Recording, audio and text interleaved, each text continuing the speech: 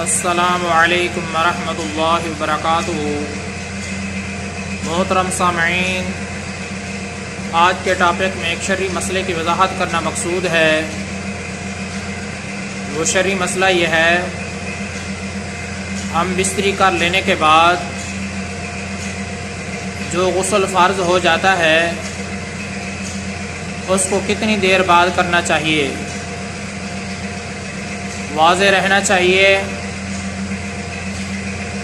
افضل طریقہ یہی ہے کہ آدمی کو جب غسل جنابت لاحق ہو، غسل جب فرض ہو جائے، افضل طریقہ تو یہی ہے کہ آدمی کو جلد از جلد پاکیزگی اختیار کرتے ہوئے اس کو غسل کر لینا چاہیے جتنی جلدی ہو سکے۔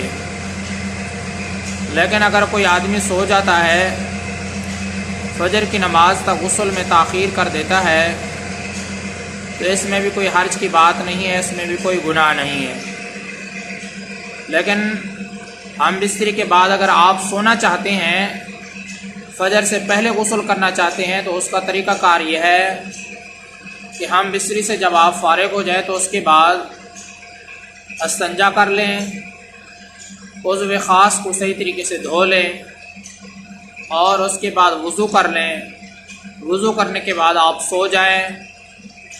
فجر کی نماز سے پہلے آپ بیدار ہو کر غسل کر لیں تاکہ فجر کی نماز ٹھیک اپنے وقت پر ادا ہو سکے۔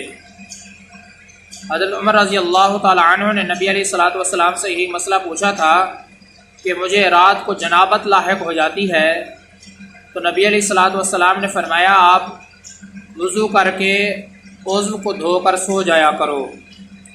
اس لیے اگر کوئی آدمی ہم بستری کے بعد سو جانا چاہتا ہے تو اس کا طریقہ کار یہی ہے جو ہم نے آپ کو بتایا ہے۔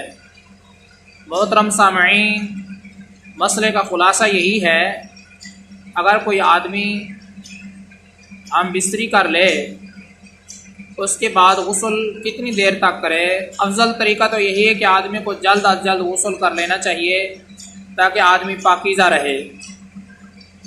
لیکن اگر آپ ہم بستری کے بعد سو جانا چاہتے ہیں، فجر کی نماز سے پہلے آپ غسل میں تاخیر کرتے ہیں کہ فجر کی نماز سے پہلے غسل کر لیں گے، تو اس میں بھی کوئی حرج کی بات نہیں ہے، اس میں بھی کوئی گناہ نہیں ہے۔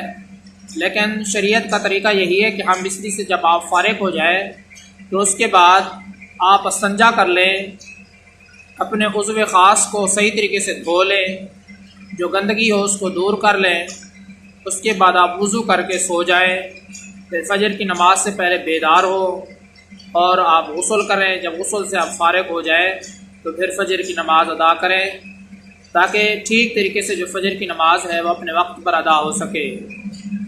اللہ تبارک و تعالیٰ سے یہی دعا ہے کہ اللہ تعالیٰ ہم سب کو دین کی صحیح سمجھ عطا فرمائے اور دین کے مسائل کو سیکھ کر ان پر عمل کرنے کی بھی توفیق نصیب فرمائے۔ میں آپ سب کی دعاؤں کا طلبگار ہوں۔ محمد ثناء اللہ فاروق۔